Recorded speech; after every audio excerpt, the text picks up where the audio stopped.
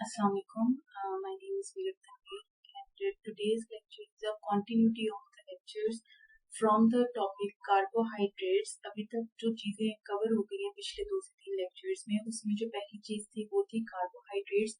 What are the carbohydrates, और जो carbohydrates हैं उनकी टाइप्स क्या हैं, उनकी प्रॉपर्टीज, और उसके बाद जो है अब जो टॉपिक है that is the isomerism in carbohydrates. अब जो आइसोमरिज्म है, अब वो है क्या, इटसेल्फ वो है क्या, उसको जो है वो पहले अंडरस्टैंड जो है वो करने की जरूरत है.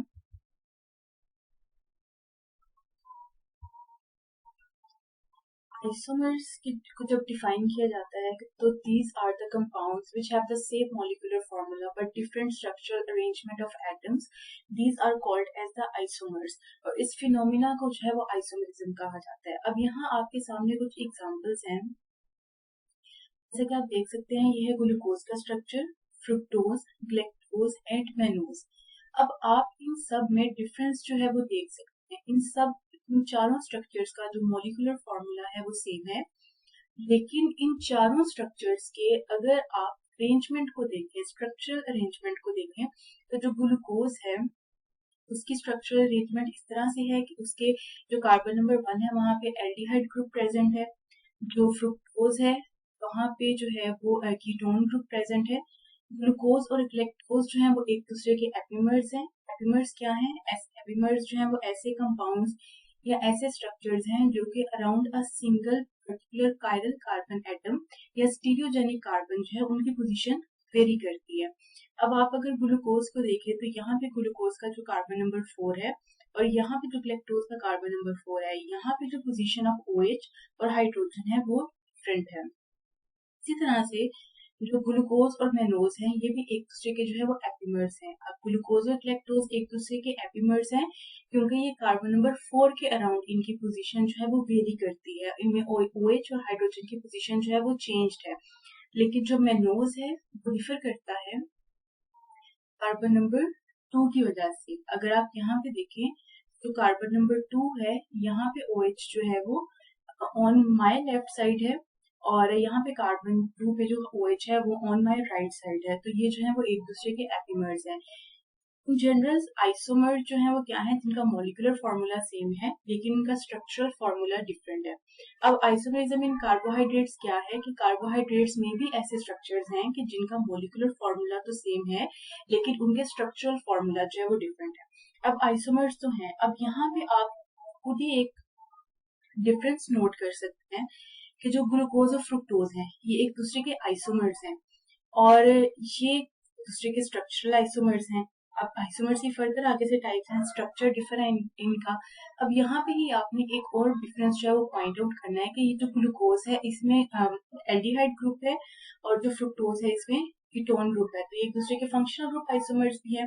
तो अब जो नेक्स्ट पॉइंट है वो ये है कि आइसोमर्स की कितनी टाइप्स हैं. आइसोमर्स जो है वो बेसिकली दो तरह के हैं, स्ट्रक्चरल आइसोमर्स और स्टीरियो आइसोमर्स. और जो स्ट्रक्चरल आइसोमर्स हैं they are chain, positional, functional group, metamerism, tautomerism and ring chain. जो बेसिकली स्टडी की जाती हैं वो पहली 5 है. अब चेन आइसोमर्स क्या होंगे? ऐसे आइसोमर्स होंगे जिनका मॉलिक्यूलर फॉर्मूला तो सेम है लेकिन वहां पे जो चेन होगी वो चेन की लेंथ इंक्रीज होगी किसी एक में और किसी बी कंपाउंड में डिक्रीज होगी. पोजीशन जिसमें पोजीशन वेरी करेगी. फंक्शनल ग्रुप जिसमें फंक्शन एल्डिहाइड कीटोन आपके पास और अदर फंक्शनल ग्रुप्स हैं उसकी जो है वो वेरी कर सकते हैं. जैसे अल्कोहल में OH ग्रुप है, एल्डिहाइड में CHO है, कीटोन में जो है वो आपने अभी देखा. अब मेटाबॉलिज्म एंड टॉटोमरिज्म जो है वो क्या है? अब मेटाबॉलिज्म जो है वो आपके पास ऐसे आइसोमर्स हैं जिनकी जो है वो जो टॉटोमर्स हैं उनकी कीटो इनोल फॉर्म जो है वो प्रेजेंट होती है. अब क्या है कि ये जो इन आइसोमर्स की जो डिटेल्स हैं और जो इनकी एग्जांपल्स हैं वो ऑर्गेनिक केमिस्ट्री के पॉइंट ऑफ व्यू से जो है वो ज्यादा इंपॉर्टेंट है.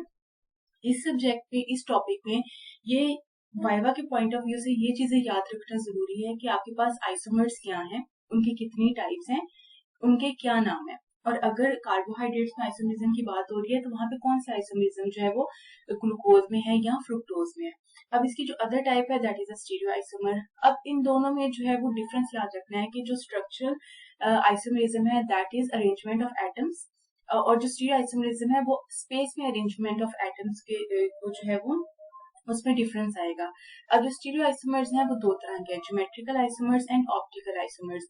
ज्योमेट्रिकल आइसोमर्स ऐसे आइसोमर्स होंगे जो कि कार्बन कार्बन डबल बॉन्ड के अराउंड जो एटम्स की पोजीशन है उसके डिफरेंट होने की वजह से जो है वो बनेंगे। या इस तरह से कह सकते हैं कि ज्योमेट्रिकल आइसोमर्स ऐसे आइसोमर्स हैं जो कि कार्बन कार्बन डबल बॉन्ड के अराउंड जो एटम्स अटैच्ड हैं, जो ग्रुप्स अटैच्ड हैं, उनकी पोजीशन को रिस्ट्रिक्ट कर देते हैं। अगर मैं यहाँ पे जो है वो इसकी डेफिनेशन को पढ़ूं तो कुछ इस तरह से लिखा हुआ है, isomers differ in their special arrangement about a double bond. ये डबल बॉन्ड के अराउंड जो है उनकी पोजीशन वेरी करती है। ऑप्टिकल आइसोमर्स, अब ऑप्टिकल का वर्ड जहां पे भी आ जाएगा इसका मतलब ये है कि it is concern with the light. तो ऑप्टिकल आइसोमर्स ऐसे आइसोमर्स होंगे जिनका मोलिकुलर फॉर्मूला सेम है, स्ट्रक्चरल फॉर्मूला जो है वो इनकी जो arrangement of atoms in space है वो डिफरेंट है, और साथ ही साथ ये मॉलिक्यूल्स एबिलिटी रखते हैं कि प्लेन पोलराइज्ड लाइट को रोटेट कर सके, तो उनको जो है वो ऑप्टिकल आइसोमर्स कहेंगे। यहाँ पे क्या लिखा हुआ है, isomers differ in arrangement of atoms in 3D space which create mirror images of each other, जो है वो create करते और एक दूसरे के जो mirror images बनाते हैं। अब जो enantiomers हैं they are mirror images of each other but they are not superimposable, लेकिन जो diastereomers हैं they are not even mirror images of each other and they are not superimposable।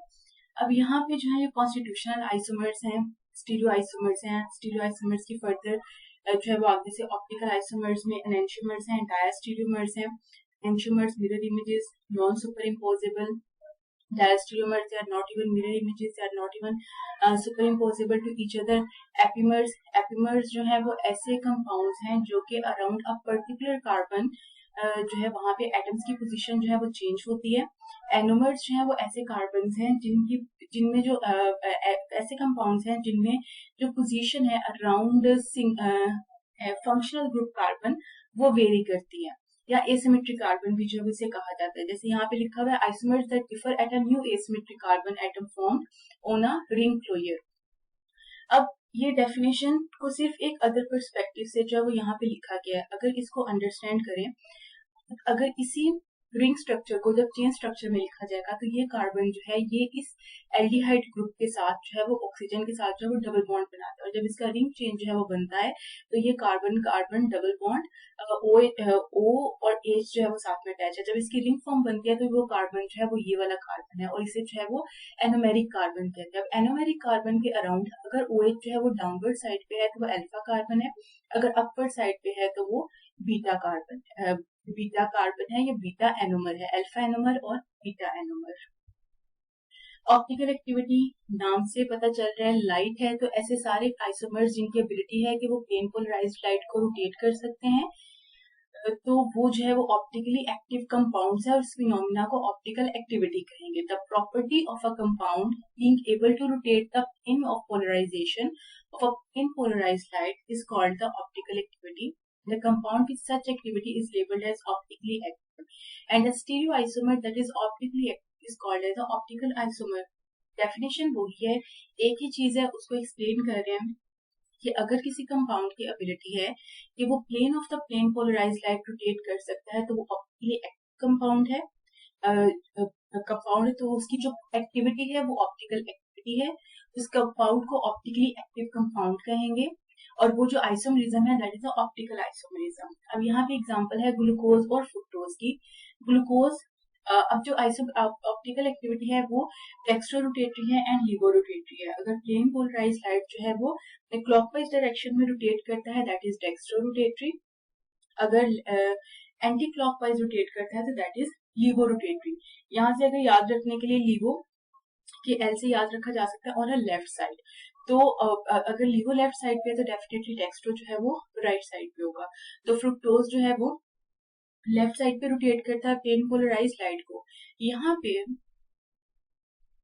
आपको ये साइन नजर आ रहा होगा, ये स्मॉल अल्फाबेट्स नजर आ रहे होंगे डी एंड एल।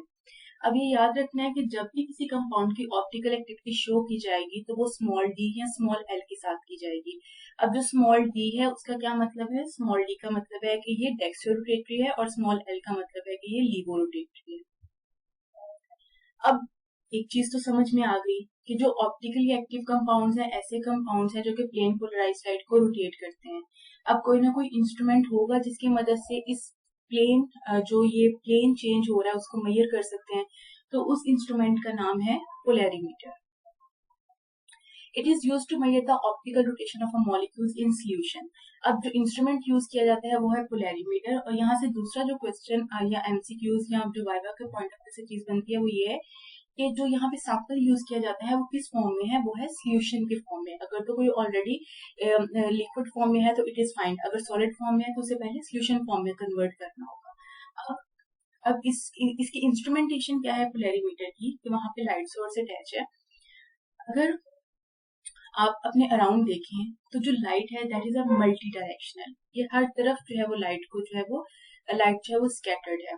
सबसे पहले फिल्टर की मदद से इस स्कैटर्ड लाइट को यूनिडायरेक्शनल जो है वो चेंज किया जाता है। सारी लाइट जब यूनिडायरेक्शनली हो गई, एक ही डायरेक्शन में मूव करने लगी, उसके बाद वो लाइट जो है वो यहाँ पे आपके पास क्यूबिट के अंदर या जो भी पोलैरिमीटर का सैंपल होल्डर है उसमें जब उस सोल्यूशन को रखा जाता है और उसमें से जब वो लाइट पास करती है तो वो उस लाइट के पाथ को जो है वो बदल देती है। अब जब आप यहाँ पे देख सकते हैं कि जब लाइट ये पास कर रही है तो ये स्ट्रेट है, ये यूनिडायरेक्शनल है, लेकिन यहाँ पे जब सोल्यूशन में से पास करने के बाद यहाँ पे उसकी जो पाथ लेंथ है वो चेंज हो गई है। यहाँ पे जो उसकी पोलराइजेशन है, रोटेशन, यहाँ पे लाइट जो है वो रोटेट कर गई है। अब जब ये रोटेटेड लाइट जो है वो जब एनालाइजर तक या डिटेक्टर तक पहुंचेगी तो वो उसको डिटेक्ट करेगा और एनालाइजर की मदद से वहां पे जो भी वैल्यू होगी वो शो हो जाएगी। ये है पोलैरिमीटर। अब ये जो पीछे मैंने आपको ये सारी चीजें बताई हैं ये इस इंस्ट्रूमेंट की या इस अपरेटस की इंस्ट्रूमेंटेशन है। ये वर्क किस तरह से करेगा कि जब आपने इसको ऑन किया, एक पर्टिकुलर वेवलेंथ, एक पर्टिकुलर लाइट जो है वो आपने सिलेक्ट कर ली, लाइट ऑन हुई, वहां पे जो नॉर्मल लाइट थी वो पोलराइज लाइट में कन्वर्ट होगी, मल्टी डायरेक्शनल होगी। यहाँ पे इस लिड को ओपन करके यहाँ पे आपने अपना सैंपल रखा, इस लिड को क्लोज कर दिया, यहाँ से ऑपरेट किया, रन किया। रन करने के बाद जब वो लाइट इस सोल्यूशन में से गुजरेगी तो उसने क्या किया कि तो उसने यहाँ पे उसकी पाथ उस लाइट को रोटेट कर दिया। अब यहाँ पे आपको एक नंबर शो हो रहा है, कुछ डिजिट्स शो हो रहे हैं, दैट इज 0.247। अब इसका क्या मतलब है कि इस पोलैरिमीटर में जो भी सैंपल सोल्यूशन ए रखा गया था उसने लाइट की जो लाइट को रोटेट किया है 0.247। अब यहाँ पे ये कैसे पता चलेगा कि ये डेक्स्ट्रो है या लीवो है? आप देख सकते हैं कि यहाँ पे कोई भी साइन नहीं है तो इसको ऐसा पॉजिटिव कंसीडर किया जाएगा। तो जो अगर यहाँ पे कोई भी साइन नहीं है या पॉजिटिव का साइन है तो इट मीन्स के सैंपल सोल्यूशन ने डेक्स्ट्रो रोटेटरी या क्लॉकवाइज डायरेक्शन में जो है वो लाइट को रोटेट किया है। लेकिन अगर यहाँ पे ही नेगेटिव लगा हो या माइनस का साइन हो तो इट मीन्स कि इन्होंने एंटी क्लॉकवाइज डायरेक्शन में जो है वो इतना जो है वो उसको रोटेट किया है। अब स्पेसिफिक रोटेशन है क्या? पहले जो एक अक्सर जगहों पे डेफिनेशन लिखी हुई मिलती है तो वो देख लेते हैं, वो क्या है। It is defined as a rotation produced by a solution of a length 10 centimeter at unit concentration for the given wavelength of the light at a given temperature। अब इसको थोड़ा सा मैं ब्रेक करके आपको बता देती हूँ। Specific rotation is the degree which an optically active substance rotate the plane polarized light। अब specific rotation क्या है? It is the degree। अब क्या है कि यहाँ पे जो है ये तो A की स्पेसिफिक रोटेशन थी जो कि थी 0.247। और स्पेसिफिक रोटेशन का मतलब ये है कि इस सैंपल सोल्यूशन में ये एबिलिटी थी कि ये इस प्लेन पोलराइज लाइट को इतना जो है वो रोटेट कर सके at a given temperature, at a given wavelength और any other standard conditions. Again देख लेते हैं specific rotation. It is the degree which an optically active substance rotates plane polarized light under standard conditions as defined wavelength and temperature normalized for concentration and the path length। अब यहाँ पे आपके पास length जो है वो given है 10 centimetre. अब यहाँ पे इस डेफिनेशन को पहले अंडरस्टैंड करके अगर हो गई है तो वो डेफिनेशन जो है, पिछली जो डेफिनेशन है वो समझ आ जाएगी। स्पेसिफिक रोटेशन डिग्री है, कोई भी ऑप्टिकली एक्टिव कंपाउंड इतना प्लेन पोलराइज्ड लाइट को रोटेट करता है जो भी वेवलेंथ और टेम्परेचर से गिवन था at normalized concentration and path length. अब पाथ लेंथ क्या है कि वो जो क्यूबिट उसमें प्रेजेंट है उसमें से कितना जो है वो लाइट का जो है वो डिस्टेंस जो है वो क्या है। अब यहाँ पे जो है वो फॉर्मूला लिखा हुआ है। अब फॉर्मूला बहुत सिंपल है।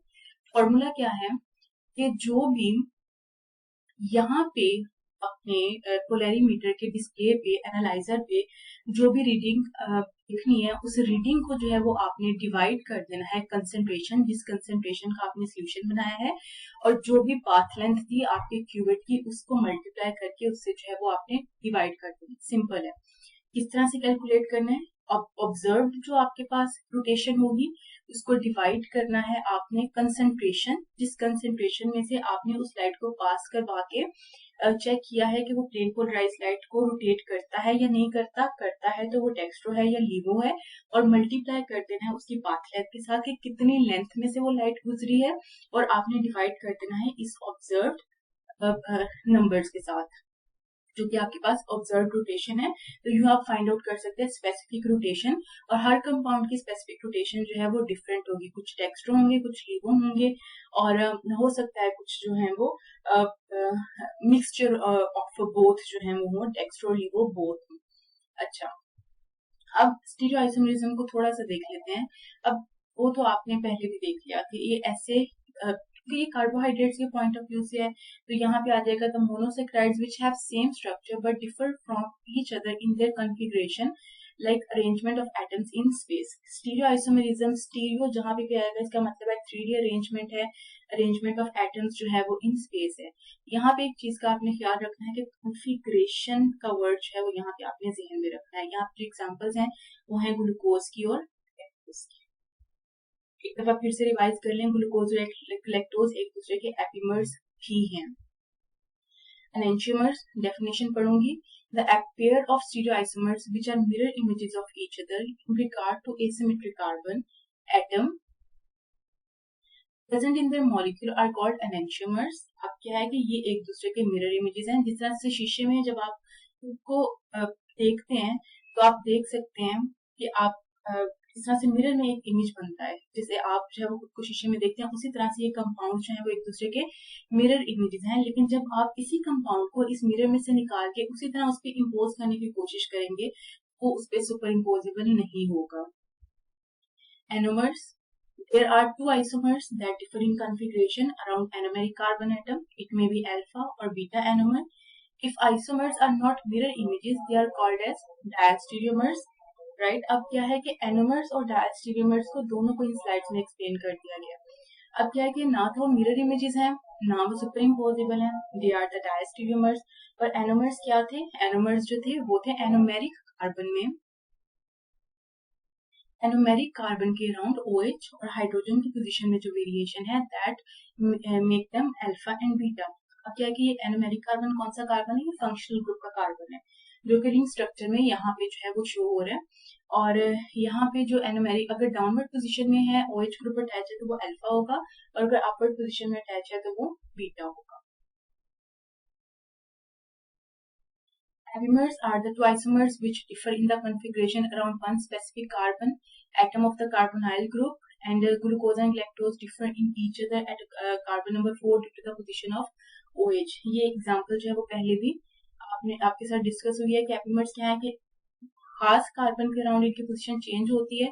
तो ये आपके पास जो है वो यहाँ पे रेड की फॉर्म में शो किया गया है कि ये इस वाले कार्बन नंबर 4 का जो कार्बन कार्बन है वहां पे उसमें OH की पोजीशन जो है वो वेरी कर रही है।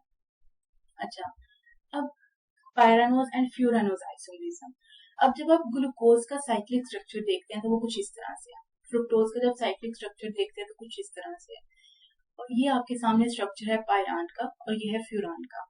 तो अब ग्लूकोज में जो मेन स्ट्रक्चर है वो पायरान से मिलता जुलता है, और जो फ्यूरान है that is present in fructose.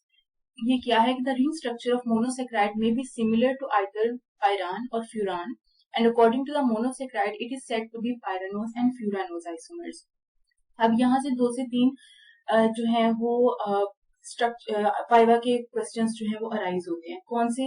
सबसे पहला कि जब ग्लूकोज जो है वो अपनी साइक्लिक फॉर्म बनाता है तो उसमें कितने जो है कितने कार्बन कितने मेंबर रिंग जो है वो बनता है? इसमें 6 मेंबर रिंग है, और जो फ्रुक्टोज है उसमें 5 मेंबर रिंग जो है वो बनता है। अब दोनों में ऑक्सीजन है। अब दूसरा क्वेश्चन यहाँ पे क्या बन सकता है कि आपके पास जो इनके रिंग्स हैं उसका क्या नाम है? ग्लूकोज को क्या कहते हैं और फ्रुक्टोज को? ग्लूकोज को ग्लूकोपायरानोज और फ्रुक्टोज को फ्रुक्टोपायरानोज। सॉरी, ग्लूकोज को ग्लूकोपायरानोज और फ्रुक्टोज को कहते हैं फ्रुक्टोफ्यूरानोज, क्योंकि इसमें फ्यूरान रिंग प्रेजेंट है। 2 सवाल हो गए। तीसरा सवाल इसमें क्या बनता है कि जो ग्लूकोपायरानोज है उसे पायरानोज क्यों कहते हैं। अब जो पायरानोज क्यों कहते हैं, क्योंकि इसमें पायरान रिंग प्रेजेंट है। अब ये भी क्वेश्चन हो सकता है कि पायरान में तो बिल्कुल ये उसके जैसा नहीं है, बिल्कुल as it is pyran ring नहीं है, लेकिन ये similar to the pyran ring है, इसलिए इसे पायरानोज कहते हैं। और इसमें क्योंकि फ्यूरान रिंग है तो इसमें इसे फ्यूरानोज जो है वो कहते हैं। अब ये 3 क्वेश्चन हो गए, नोट कर लें। एक क्या है कि ग्लूकोज जो है वो ग्लूकोज और फ्रुक्टोज जब साइक्लिक फॉर्म में आता है तो कितने मेंबर्ड रिंग बनाते हैं, उनके नाम क्या है, और जैसे पायरानोज को पायरानोज क्यों कहते हैं और फ्यूरानोज को फ्यूरानोज क्यों कहते हैं। Haworth perspective formula. These are commonly used to show the stereochemistry of ring forms of the monosaccharide. अब यहाँ पे भी एक बहुत इंपॉर्टेंट क्वेश्चन जो है वो उसी पिछली स्लाइड से रिलेटेड है कि आपने ये साइक्लिक स्ट्रक्चर तो बना ली। अब ये साइक्लिक स्ट्रक्चर्स बेसिकली कौन से फॉर्मूलाज हैं? These are the Haworth perspective formulas. अब ये जो साइक्लिक शुगर्स है ना, ये जो इनकी रिप्रेजेंटेशन है इसे हावर्थ प्रोजेक्शन कहते हैं। It suggests 6-carbon pyranosis tends to assume either of the 2 chair conformations. These conformations of a molecule are interconvertible only by breaking of the covalent bond. अब ये कोई बहुत ज्यादा मुश्किल चीज नहीं है, सिंपल सी बात है कि जो साइक्लिक शुगर्स हैं उनकी जो रिप्रेजेंटेशन है या उनके जो स्ट्रक्चर्स आप ड्रॉ करते हैं, ग्लूकोज का, fructose, galactose, maltose, mannose, sucrose, किसी का भी, तो वो क्या है, वो जो आप ड्रॉ कर रहे हैं वो बेसिकली आप प्रोजेक्ट कर रहे हैं हावर्थ प्रोजेक्शन को। अब क्या है कि जितने भी आपके पास स्ट्रक्चर्स हैं वो अल्फा और बीटा हैं, इंटरकन्वर्टेबल है। जो अल्फा है वो क्या होगा, जिसमें आपके पास जो साइक्लिक कार्बन है उसमें डाउनवर्ड पोजीशन में OH लगा होगा, वो अल्फा होगा, और जो अपवर्ड पोजीशन में O होगा वो आपके पास बीटा प्रोजेक्शन होगी। ठीक है, तो इस वाली स्लाइड में कोई ऐसा सच इशू नहीं होना चाहिए। Then cyclization of glucose. अब इसका जो है वो आप स्क्रीनशॉट ले लें इसको प्रैक्टिस करने के लिए for the paper point of view, या वैसे भी कि आपको पता होना चाहिए कि जब जो है आपके पास ये जो OH है या हाइड्रोक्सिल ग्रुप है, इसके इलेक्ट्रॉन्स जो हैं वो एल्डिहाइड के कार्बन के ऊपर जो है वो अटैक करते हैं। यहाँ पे कार्बन का ऑक्सीजन के साथ बॉन्ड ब्रेक होता है, यहाँ पे पार्शियल पॉजिटिव और पार्शियल नेगेटिव चार्ज बनता है, और इस तरह से जो है ये आपस में जो है वो इनकी अरेंजमेंट होती है। Groups on left side of the Fischer projection are facing upwards while the groups on the right side are facing downward in their representation. अब यहाँ पे जब ये रिप्रेजेंटेशन होगी तो यहाँ पे आपके पास जो ग्लूकोज का स्ट्रक्चर बना है that is a beta anomer. अब कैसे पता चला आपको ये बीटा एनोमर है? वो है कि यहाँ पे OH की पोजीशन जो है वो अपवर्ड साइड पे, यहाँ पे एक और वर्ड लिखा हुआ है hemiacetal of the glucose. Hemiacetal क्या है ये आपके साथ बहुत डिटेल में डिस्कस हुआ है। ये आप जो कार्बोहाइड्रेट्स के इनिशियल लेक्चर है इसमें हेमी एसिटल हेमी कीटल है, वहां पे जाके देख लें, वहां पे आपको जो पता चल जाएगा कि हेमी एसिटल क्या है, कीटल क्या है और ये किस तरह से जो है वो बनते हैं। इसी तरह से साइक्लाइजेशन ऑफ फ्रुक्टोज है, यहाँ पे भी आपने जो है वो इसका जो है वो स्क्रीनशॉट लेके हैं, जैसे भी अगर आपको यहाँ समझ आते हैं तो आप जो अंडरस्टैंड कर लें। और ये जो आपके पास फ्रुक्टोज है दैट इज अ हेमी कीटल। अब हेमी कीटल और हेमी एसिटल जो है वो इसको देखने के लिए आपने प्रीवियस लेक्चर्स जो है वो विजिट कर लेने ताकि आपको इस कॉन्सेप्ट की भी जो है वो अंडरस्टैंडिंग हो जाए। अब मैं quickly within 1 minute summarise कर देती हूँ आज का पूरा लेक्चर। आज के पूरे लेक्चर में आपने ये देखना है आपके पास जो कार्बोहाइड्रेट्स हैं उसमें आइसोमेरिज्म इन कार्बोहाइड्रेट्स के आइसोमेरिज्म है क्या, कंपाउंड्स हैं जिनका मॉलिक्यूलर फॉर्मूला सेम है, स्ट्रक्चरल फॉर्मूला डिफरेंट है। तो कार्बोहाइड्रेट्स में भी ऐसे कंपाउंड्स हैं जो कि एक दूसरे के आइसोमर्स हैं। उसकी टाइप्स, ऑप्टिकल एक्टिविटी क्या है, क्या कार्बोहाइड्रेट्स ऑप्टिकली एक्टिव हैं? Yes they are. ग्लूकोज जो है वो डेक्स्ट्रो है और फ्रुक्टोज जो है वो लीवो है। इसके अलावा अगर आपने किसी भी कंपाउंड की या कार्बोहाइड्रेट की ऑप्टिकल एक्टिविटी देखनी है तो आप उसको जो है वो खुद सर्च कर सकते हैं। किस इक्विपमेंट के थ्रू होता है, अपरेटस के थ्रू होता है, दैट इज द पोलैरिमीटर। ये पोलैरिमीटर की जो है वो अपरेटस है। स्पेसिफिक रोटेशन क्या है, ये उसकी डेफिनेशन है, यहाँ पे उसकी डेफिनेशन को ब्रेक करके मैंने एक्सप्लेन कर दिया था। Stereoisomers with examples. एनेंशियोमर्स क्या है, एनोमर्स जो है वो इस लेक्चर में जो है वो काफी डिटेल में डिस्कस हुआ था कि these are the anomeric carbon. Anomeric carbon क्या है, जो कि फंक्शनल ग्रुप का कार्बन है। अगर फंक्शनल ग्रुप के कार्बन के साथ डाउनवर्ड पोजीशन में OH लगा हो तो that is the alpha anomer, upward position में लगा हो that is the beta anomer. इस तरह से एपिमर्स, पायरानोज, फ्यूरानोज क्या है, कौन बनाता है, रिंग में क्या प्रेजेंट है, इसके 3 इंपॉर्टेंट क्वेश्चन थे। ग्लूकोज का कितने मेंबर रिंग है, फ्रुक्टोज का इनके नाम क्या हैं और इनको इन नाम से क्यों जो है वो बुलाया, बाय देयर कॉल्ड सो। ये जो आप प्रोजेक्शंस ड्रॉ करते हैं अपने पेजेस प्रैक्टिस करने के लिए, ग्लूकोज, फ्रुक्टोज, लैक्टोज वगैरह के स्ट्रक्चर्स, तो ये आपके पास हावर्थ प्रोजेक्शंस है। ये 2 तरह के स्ट्रक्चर्स होते हैं और इनको बनाने के लिए ये दोनों स्ट्रक्चर एक दूसरे में इंटरकन्वर्टेबल है। कोवलेंट बॉन्ड को ब्रेक करके इनको इंटरकन्वर्ट किया जा सकता है। साइक्लाइजेशन ऑफ ग्लूकोज है यहाँ पे, ये बेसिकली 3 स्टेप प्रोसेस है और ये है साइक्लाइजेशन ऑफ फ्रुक्टोज। अब जो नेक्स्ट लेक्चर होगा दैट विल बी अबाउट कि किस तरह से कार्बोहाइड्रेट्स जो है वो एक दूसरे के साथ रिएक्ट करते हैं। सो आप जो है वो इस चीज को प्रैक्टिस करें, ये जो कॉन्सेप्ट्स हैं इनको रिवाइज करें, तो ये कॉन्सेप्ट्स जो हैं वो हमेशा जो है वो जिंदगी में जो है वो साथ चलेंगे। एपिमर्स, एनोमर्स और इसके अलावा एनेंटियोमर्स और डायस्टेरियोमर्स, ये ऑर्गेनिक केमिस्ट्री के बीच में वो टॉपिक्स हैं और अगर आपको कॉन्सेप्ट्स क्लियर हो जाएंगे तो आप इन दोनों सब्जेक्ट्स में इनको इजिली जो है वो याद रख सकते हैं और इनको कवर कर सकते हैं।